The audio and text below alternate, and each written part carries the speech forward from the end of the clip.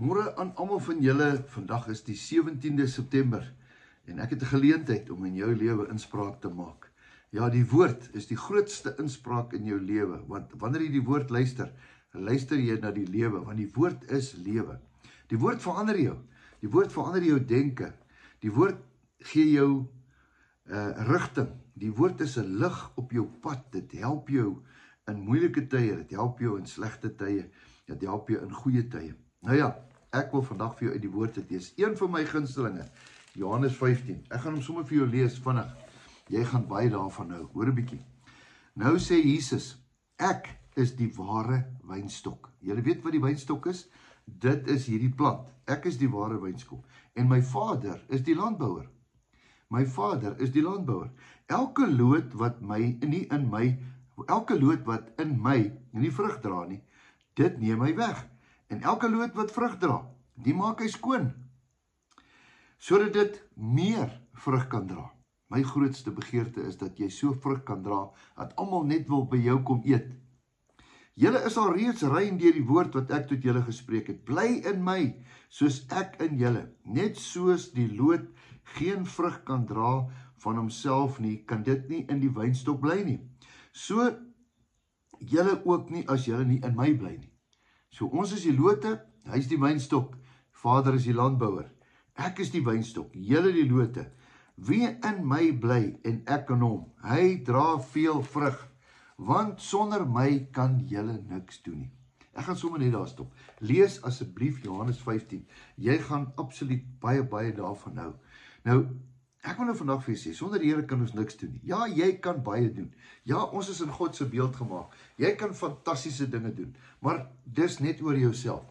Wanneer jy vrede in Jesus gevind het, wanneer jy vrede in God gevind het, dan kom jy agter dat sonder die Here kan jy eintlik niks doen nie, is jy niks nie. Jy's eintlik maar net 'n ou rolbos wat waai in die woestyn en jy gaan van een kant tot die ander kant en jy het geen direkte doel nie, jy het nie 'n purpose in die lewe nie. Dit het my nogal lank gevat om dit uit te vind, dat ek en jy moet in hom bly, en sy liefde in ons, dat ons kan absoluut gekoester word. En wie wat sê hy? Hy sê, en dan kan julle vra net wat julle wil. Ek moet dit vir jou lees, vers 7. As julle in my bly, en my woorde in julle, sal julle vra net wat julle wil, en julle sal dit kry. Jo, dit is fantasties. Kan ek dit weer vir jou lees? As julle in my bly, sê Jesus, en my woorde in julle, sal julle vra net wat julle wil hê, en julle sal dit kry. Gaan ek 10 Ferraris kry? Ek twyfel. Ek weet nie of ek 'n Ferrari nodig het in my bediening nie, maar ek het 'n bakkie nodig. Jy weet, ek ry na die boere toe, en ek ry na plekke toe, en ek laai baie keer goed op.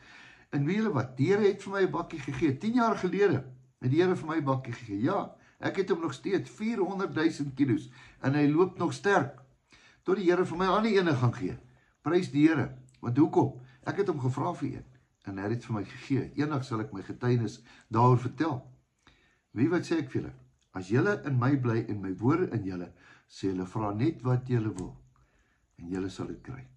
Ja, eintlik so eenvoudig. Angus sê, you need to die, so that God can live. So ek en jy moet maar net elke dag oorgee, okay Here, kom ons begin vandag nie. Here, dankie vir dit, dankie vir dit, dankie vir dit. Nou, kom ons stop gebraai dankies. Ek sit nou en dink, as ek 'n ondankbare kind het, gaan hy kan die minste kry by my. Maar as ek 'n happy kind het, wat elke dag kom, hallo papa, hoe gaan dit met papa? Ek is so lief vir papa. Dan gaan my beursie net oop. Al wat ek hoor, is so lief daai kind my het. Man, my beursie gaan net oop. Maar as ek nou 'n moan kind het, is die beursie toe.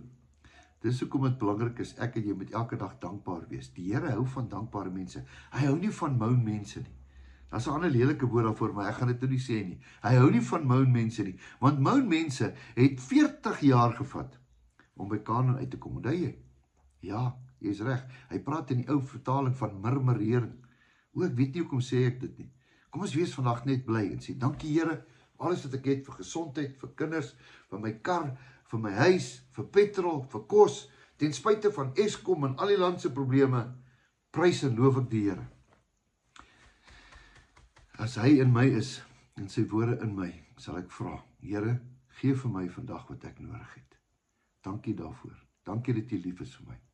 Ek loof en prys U naam. Kom ek bid vandag. Here, baie dankie vir 'n nuwe dag. Dankie vir U woord. Dankie dat U in ons is. Dankie dat U ons liefhet. Vergewe ons baie keer as ons bietjie moan, Here. Vergewe ons baie keer as ons 'n bietjie negatief is. Help ons, Here, om altyd te fokus en positief te wees en ook dankbaar te wees. Dankie dat ons vanmôre kan vra dat U ons sal voorsien in al ons behoeftes. Ek loof en prys U naam. Amen en amen. Jou beste is nog verseker op pad. Jy dink net ek sê dit.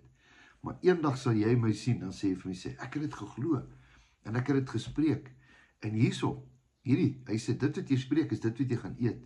Daarom sê ek, jou beste is nog op pad. Jou beste bord kos is nog op pad. Jou beste kar is nog op pad. Man, jou beste lê voor. Totsiens, tot 'n volgende keer.